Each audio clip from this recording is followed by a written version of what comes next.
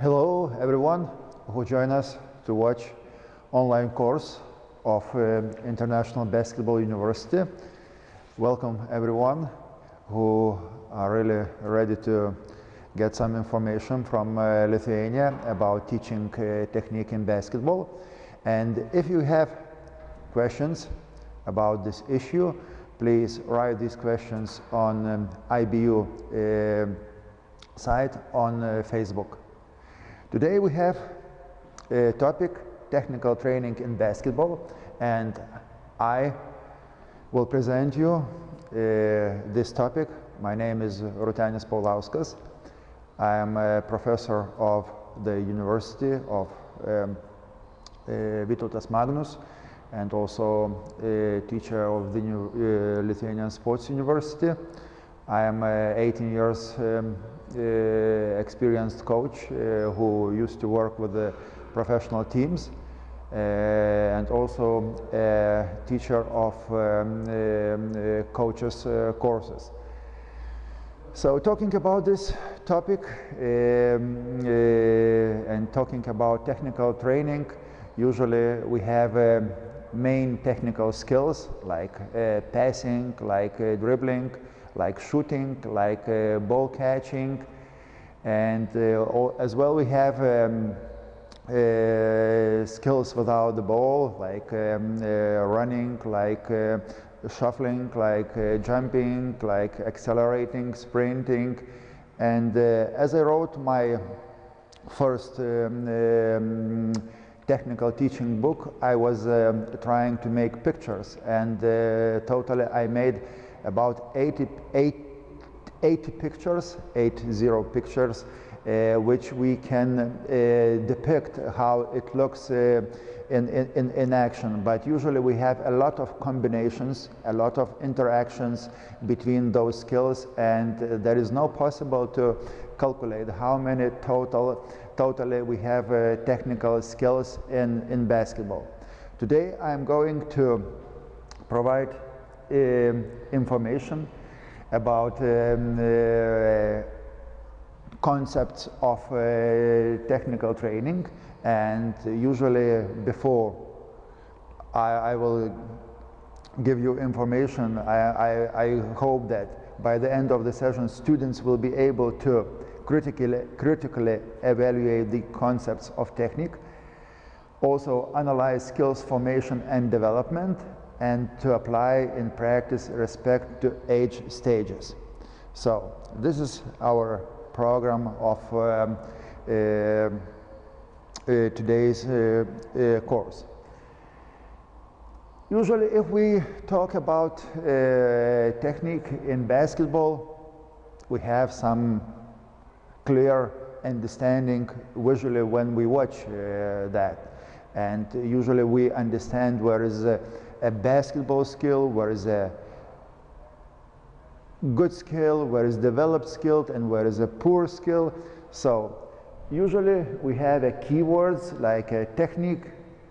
The technique is a manner and ability with which a player employs the technical skills of basketball game. I am going to give you a little bit wider information because we are trying to make a university format and not only receive and provide information what you usually get in a coach's clinic. So deeper understanding will allow us to go a little bit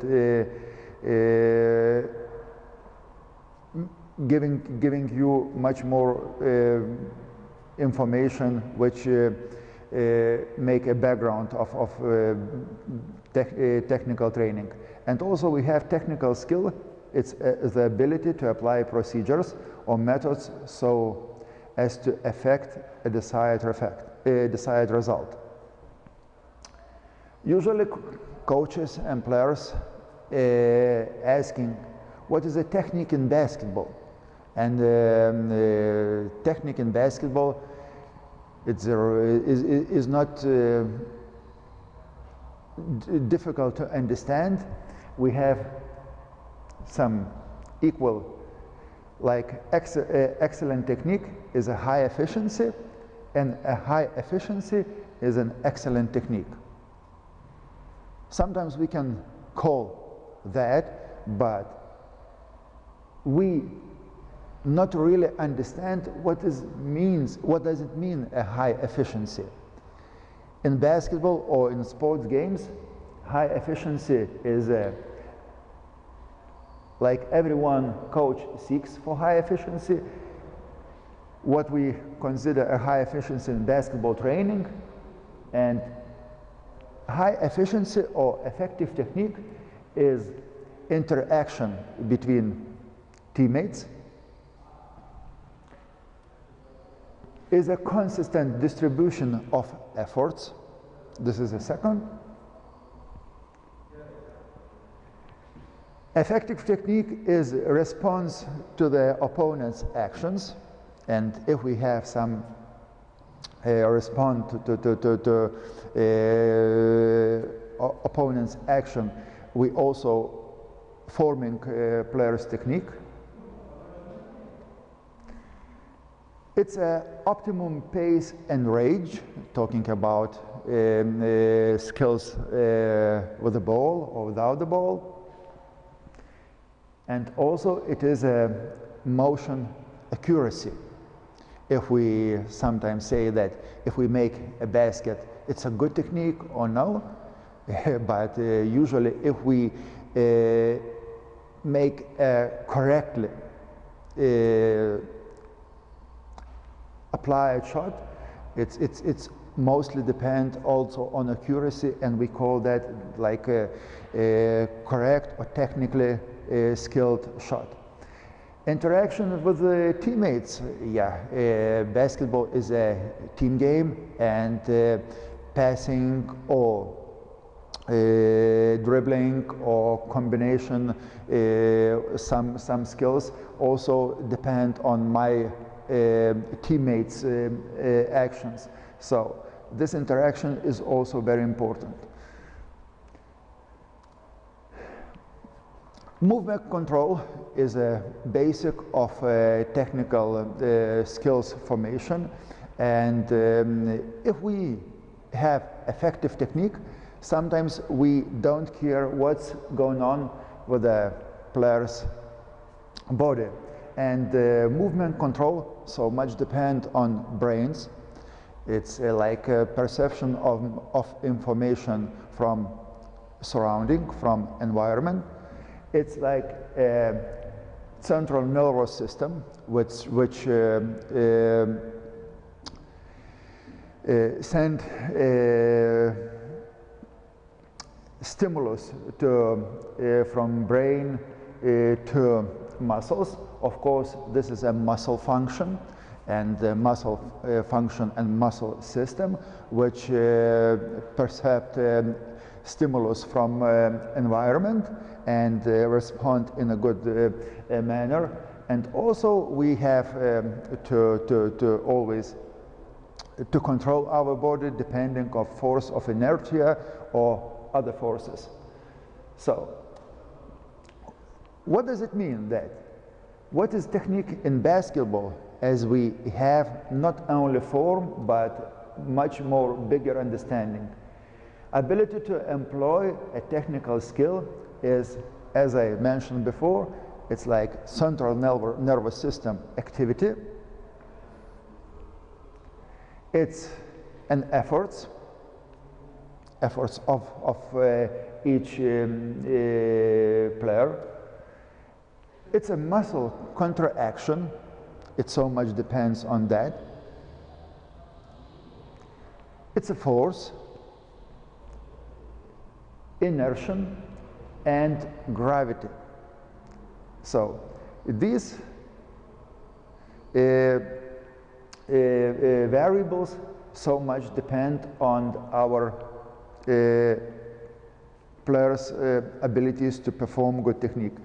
The disciplines of neurophysiology and physics to explore how the nervous system controls the actions of muscles to produce human motion in relation to biomechanical principles. And following my coaching career, or following some most skilled players, we have most talented players, and following them we have to realize so many differences in players' technique development. And we have so-called talented players and not so much talented players. And we have one term, it's an aptitude. A talent is a group of aptitudes useful for some activities. Talents may refer to aptitudes themselves. So during the training, during the coaching, we sometimes have some hesitation to copy or to create. What is a better way how to teach technique? And someone says that it's better to create by yourself. Someone say that it's better to copy. Usually we have several theories. One of theories say that imitating another person is not the most effective way to learn a lot of movements. Imitating another person is not the most effective way to learn a lot of movements. And they say that it's better to create by yourself, and you will get much more better understanding if you try by yourself. Like a newborn starting to walk by himself, and he is finding the pace or finding how to get a better balance is a better way how to learn to walk. But this is only one opinion about that. Anyway, learning the technique is the most often leveling up with a model. And we usually in the basketball use a model which gives us the example how we gonna shoot, how we gonna pass, how we gonna dribble, how we gonna catch the ball. And most of the coaches, they have their models in their minds. And one of the best book or one of the best research made by Enoka, and there are a lot of explanations in this book, Neuromechanics of Human Movement, and they also support those two theories. Sometimes it's better to create, sometimes it's better to copy. And if we try to create and to reject,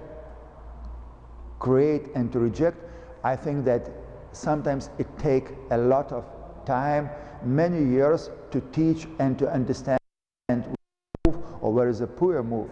So if we copy and we reject some, if we copy and we correct following this model, we get a faster and a much more better information.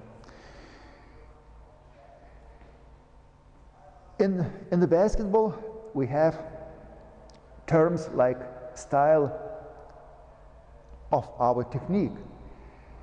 And style in basketball, it's like we have a lot of examples who has his own style, like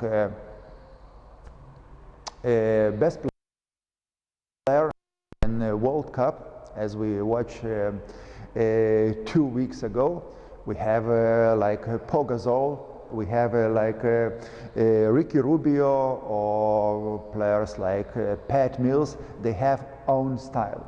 But style in the basketball is a manner of individual way to execute skills in basketball. And sometimes I ask my students how they really understand a style or a technique. Do they understand the difference between style and technical skill? And in those two pictures, we have technique and we have a style. Many, many years ago, like 60 years ago, a hook shot was a style. But Kareem Abdul-Jabbar used it as a main technical skill. His hook shot was a very well developed technical skill, and now is a basketball skill. as we call, it's a hook shot. Juan Carlos Navarro, he is using his floater shot as his own style, but following players who play in Lithuania and also in EuroLeague, I see that the floater is getting much more frequent technical style and is getting like a skill. And I think that coaches already starting to teach floater as a main skill, and it is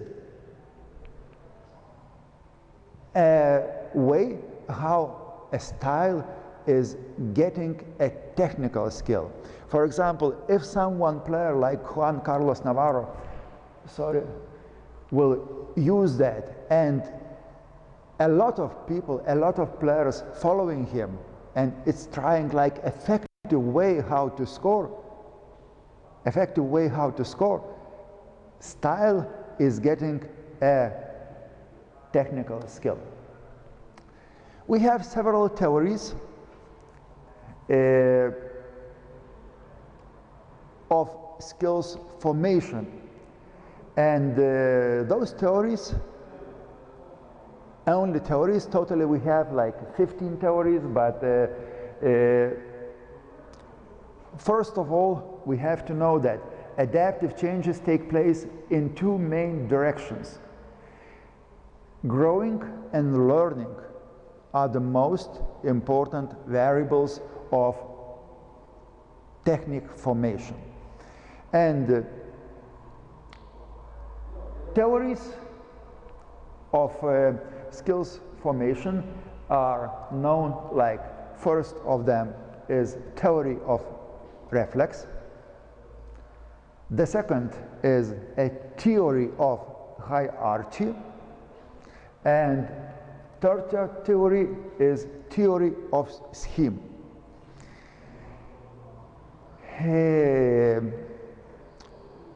Well-known theory of skills formation is a theory of reflex, and on this issue I want to say that many movements, as this theory says, involve conditional reflexes, which are also the main units of motion. This theory is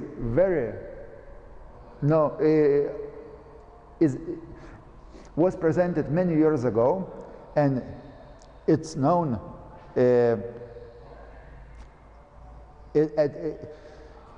until today. And as I explaining this theory is like if you repeat every time the same, movement, yes, you get a response to this movement depending on reflex. I say that this is correct if you do that is like in the non-game situation. If you shoot 300 shots, okay, you compose some conditional reflex. But if you change your conditions, if you're starting to play against bigger or quicker opponent, you cannot respond to this reflex.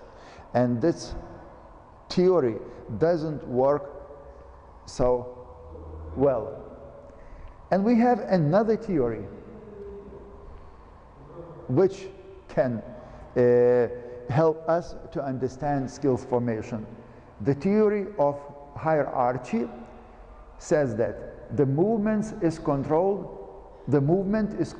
by the levels of certain nervous process, and the more advanced movements are managed by the highest level, and very simple, the lowest level. It means if we have some simple moves, yes, they are controlled by the lowest level of our brain. But if we have much more complex movements, yes, they are controlled of the highest level of our brain. It means if we just have to dribble the ball, we don't need so many efforts, okay? If we passing the ball, we don't need so many efforts. But if we have some complex moves and we put a lot of efforts, we have to take information from the highest level of our brain. And this theory is much more advanced.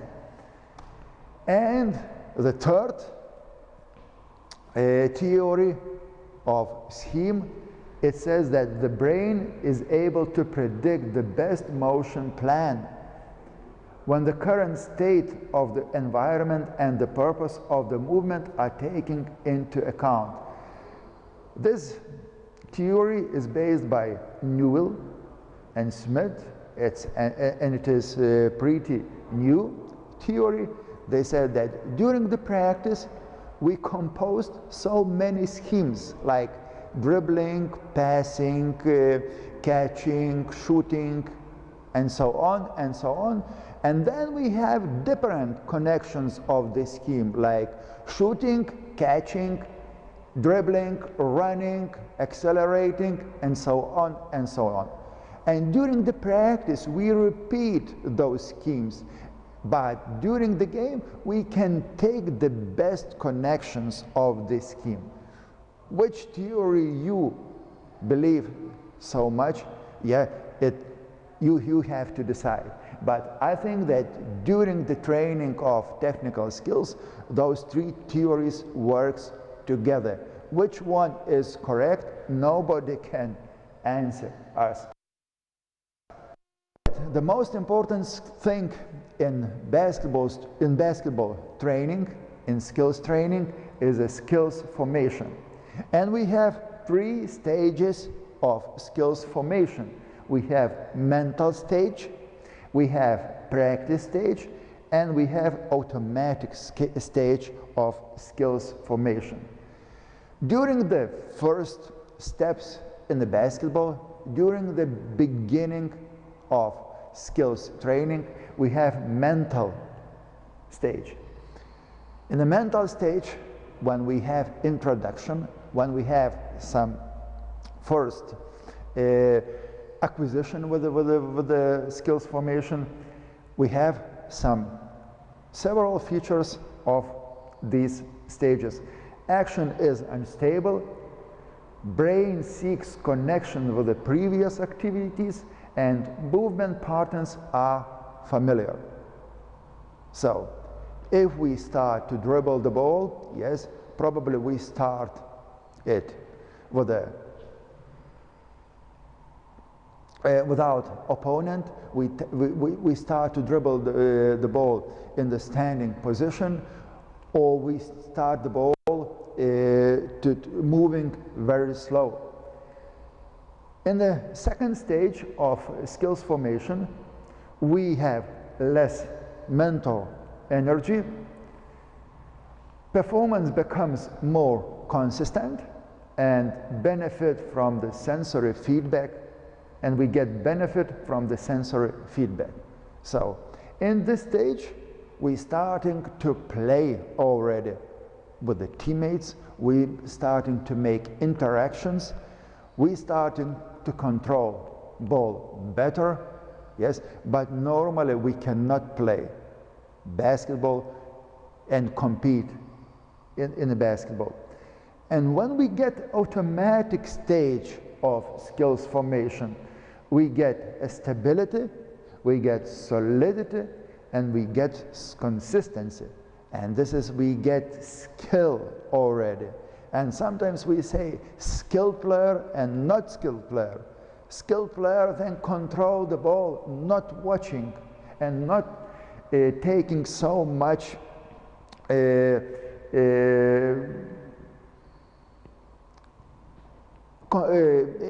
not so much controlling and not caring about the ball dribbling. But in this stage, we dribble the ball and we watching what's going on the court. We applying, controlling the ball offensive plays, we react on our teammates' action, and instead to pass the ball, instead to dribble the ball, we pass the ball, we dribble the ball going toward some goal or toward some other action. So there is another question: how to create or how to compose a skill.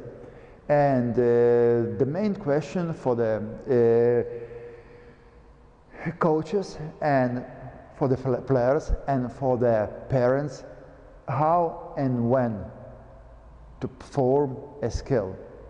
And in Lithuania we have really very well developed system of how and when to develop skills, and usually trying to apply that and to explain that in my teaching program. How is the best to learn techniques? It is a question. And teaching techniques, we have two condition aspects: standard conditions and changing conditions. And standard conditions, teaching and skills formation depends on repetition and independent of perception. And in changing conditions, the movements are formed spontaneously, depends on situation and motives.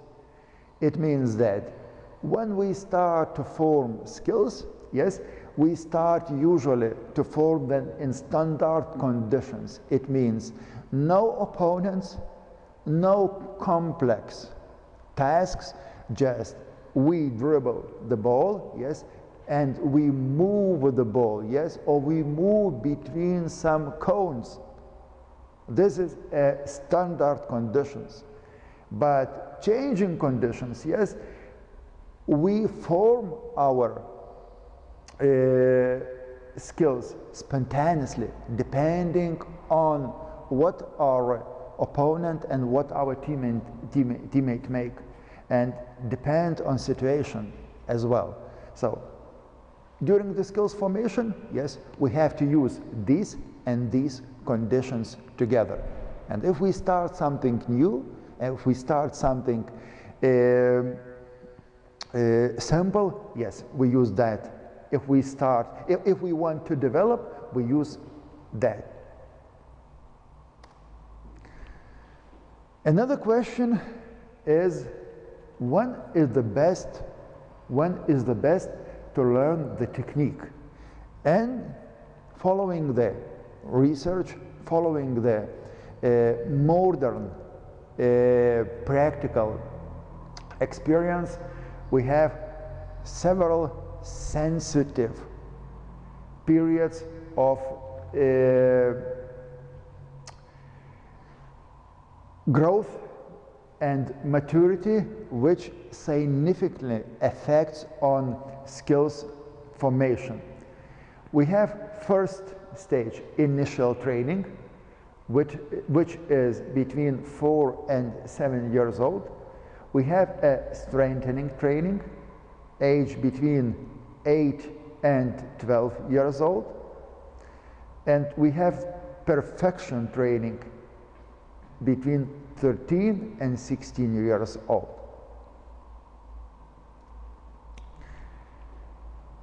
This period of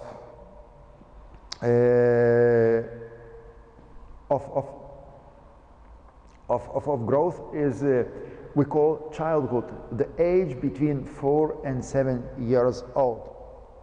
In Lithuania, here in Lithuania, we have excellent facilities. We have excellent abilities to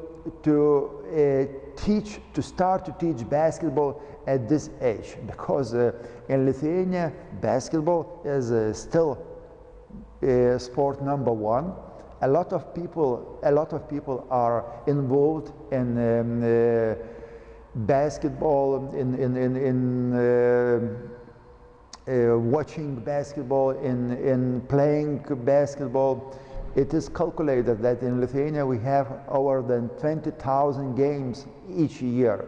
So this popularity helps us, that kids starting to play basketball in a kindergarten at this age, but I don't want to say that this is a basketball. In reality, we have only ability or possibility to teach some skills or some moves which are very similar to the basketball game. And at this age, at this sensitive age, what kind of features of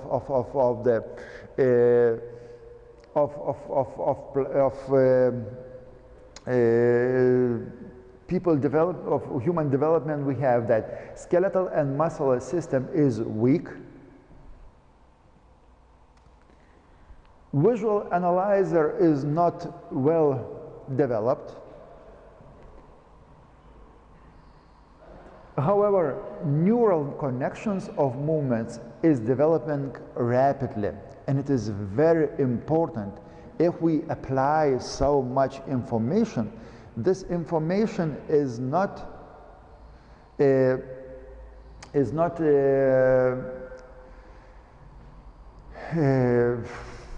make so much, but it stays this information for a long time, and functional relationship between what is a visible and what is a touch is rapidly forming. There is an opportunity to better understand and manipulate tools, and it is an opportunity to manipulate with a ball, with some with his own with some sticks or other tools. So children of this age need to be trained in many movements so that they can then create their combinations. And what do we do here in Lithuania, teaching those kids? We play a lot of active games. We play some chases, or we play some games manipulating with the ball, some races, and so on. The next question, how to teach. Children have to be fun and interesting. To learn the new action, you need to remember what has already been learned before. You have to remind them what was learned before, and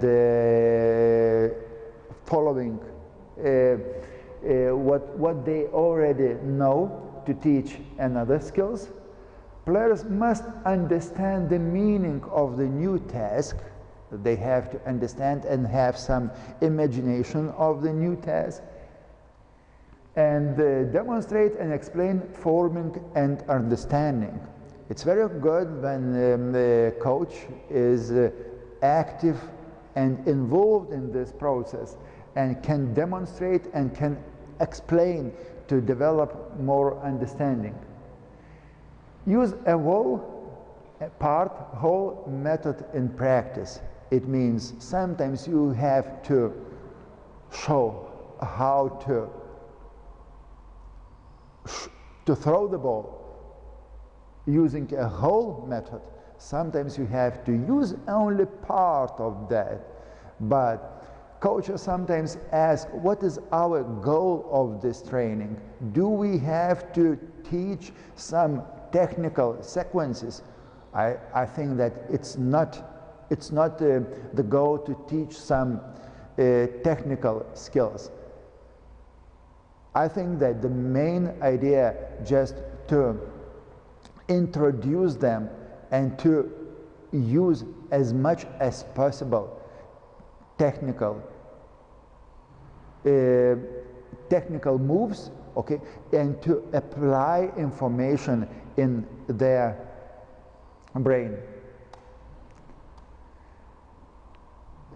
The second sensitive age is in middle childhood, from age 8 to 12. What kind of characteristics we have? We have good physical capacity, and physical capacity usually we follow when we have a very good recovery after the practice. Fast recovery, as I mentioned before, after physical loads. Those kids, they have a lot of physical energy, but they have low muscle power. They have low muscle power, and sometimes it's not easy to make them drills with the heavy balls, or with a basketball, bigger basketball ball. Coordination of movements is well developed, and between 8 and 10 years old, children learn to mentally combine, separate, order, and transform objects and actions. At this age, we have already first competition, and we have in Lithuania first Lithuanian national championship, and we have goal to teach skills and to teach them how to use these skills depending on basketball rules. Many skills begin to develop under difficult conditions. Dribble a ball between cones, that's in the standard conditions. To take a shot, this is also in standard and not in changing conditions. Attack and defend themselves playing the game. And the question how to teach.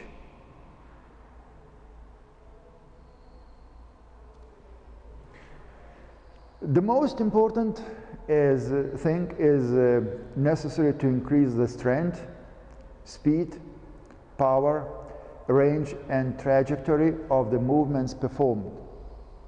It means following the progress, we have to increase those physical abilities.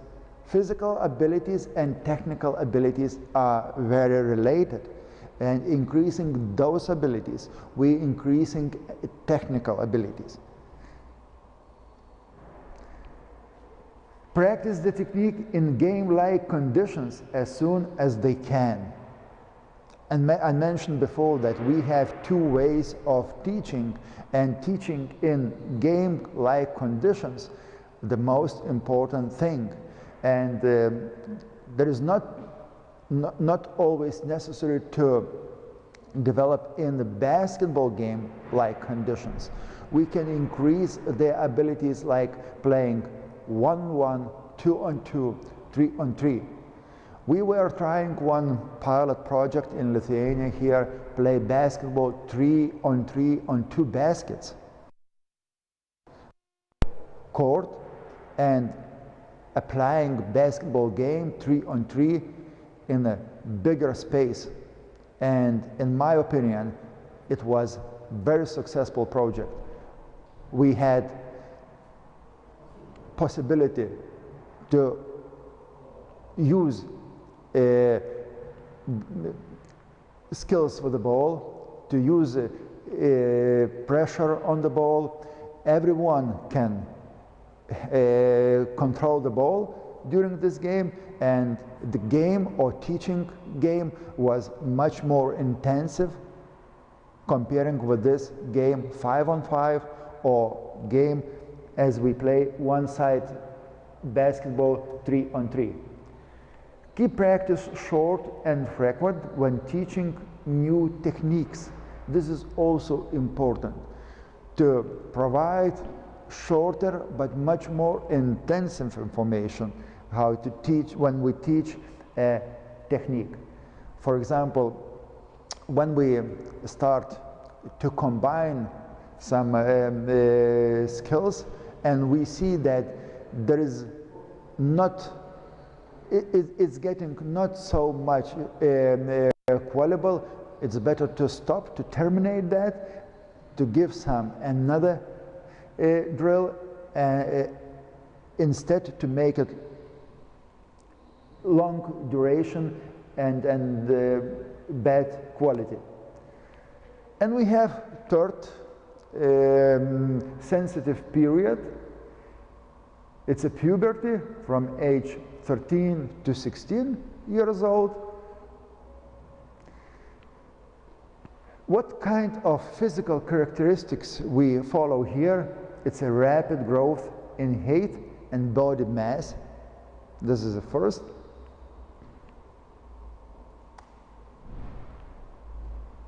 Decreases recovery after exercise, increases in muscle mass and strength.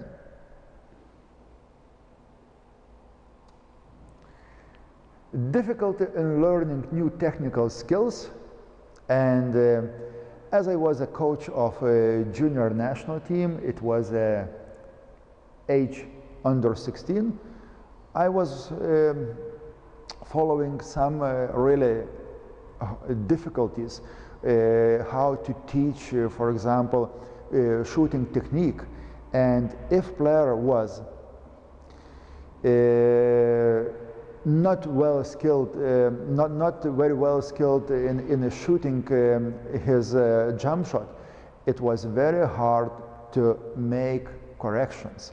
And these corrections we have to apply depending on their level of skills.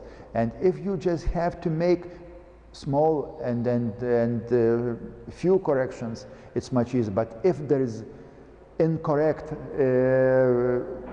basic things, that is very hard to develop that. And for example, some players cannot dribble ball with the left hand, and to improve that at this age is very complicated because there are so many neural and biomechanical difficulties.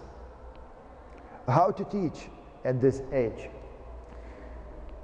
Simulate game conditions during the practice sessions.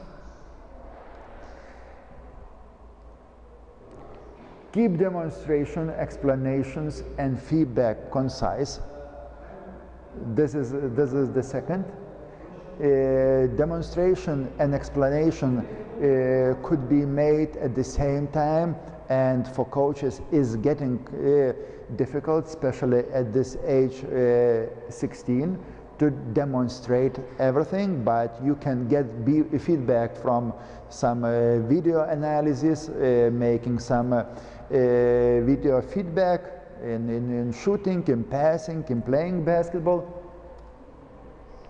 Make optimal use of facilities and equipments, and we can make also a lot of and we can use a lot of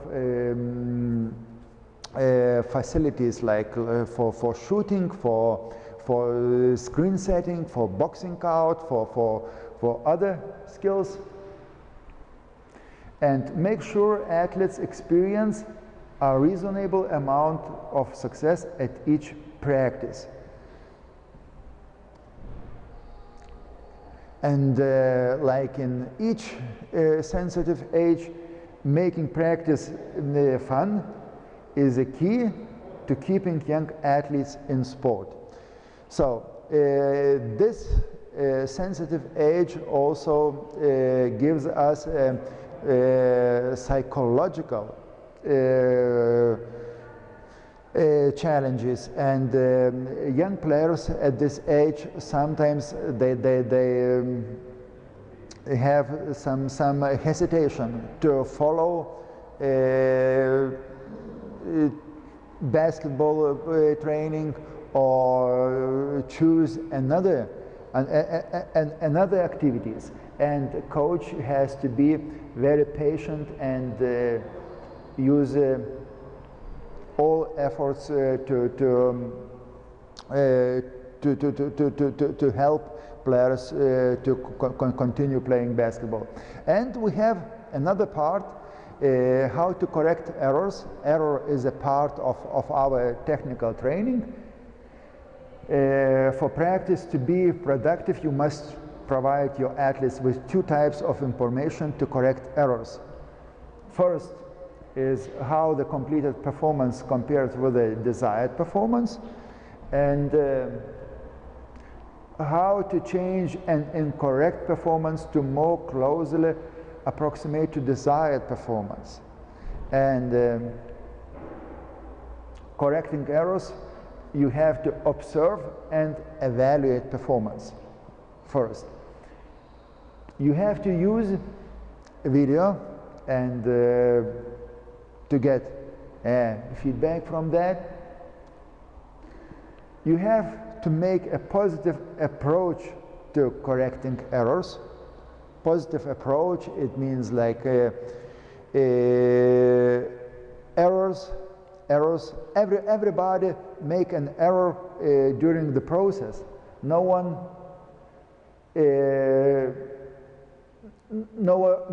avoid an errors in the process. And we have a training hierarchy that physical training is a basic of technical training and also tactical and physical. So physical training so much important to develop technical training. And for example, after the injuries, some players getting back to the practice and they show a better result, but they show better technical result only for the short while. After some short while, their results are dropping down because of physical conditioning aspect. So if you improve your physical abilities, at the same time you have opportunity to improve your technical training. You improve quickness, you improve movement with the ball. If you improve jumping, if you improve explosive power, you improve your jump shot. If you improve your muscle power, you will improve some better contact in playing one-on-one. And on the end of my first session, everyone knows that technique has evolution, and what looks like a great progress today can look a little bit back. Progress today can look a little bit back in a few years. So as I remember, European Championship in 1995, it was for me best example how to play basketball with the biggest stars, biggest basketball stars in the final, Serbia Yugoslavia against Lithuania, and I was making a record of the game, trying to realize how perfect basketball was at this moment. Right now I can see that this way of playing basketball was not the best example for today's basketball. And few examples how it looks.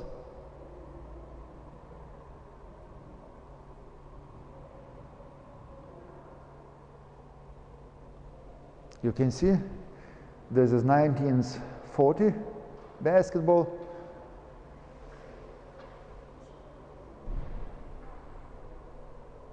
You see hook shot.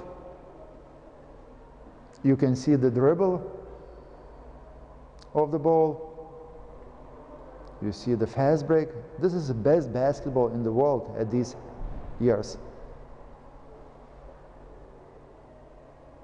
And this is the picked best moments of these games. You see what kind of shooting they made, layups.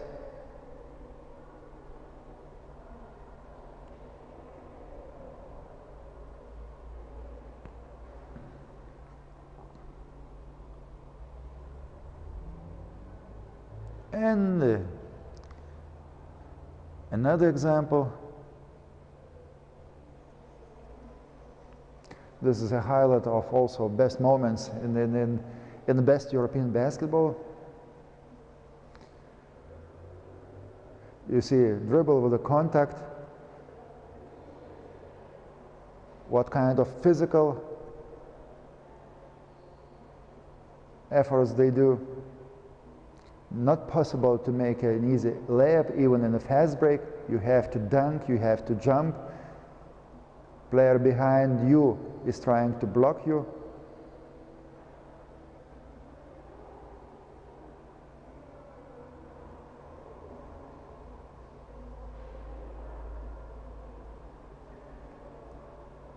Look, in such speed they are running for the ball. Look how they're trying to protect the ball, dribbling. You see what kind of passes are possible.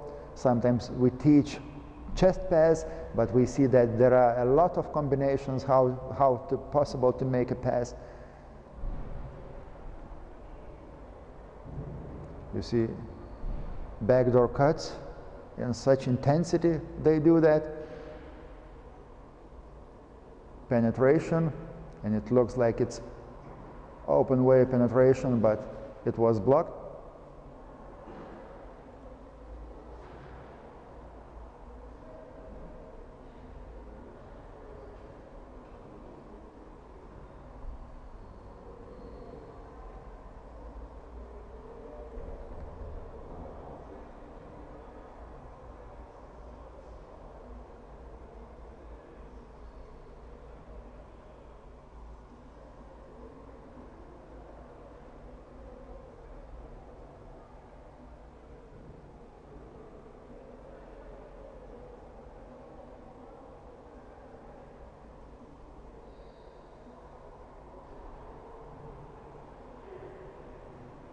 Okay.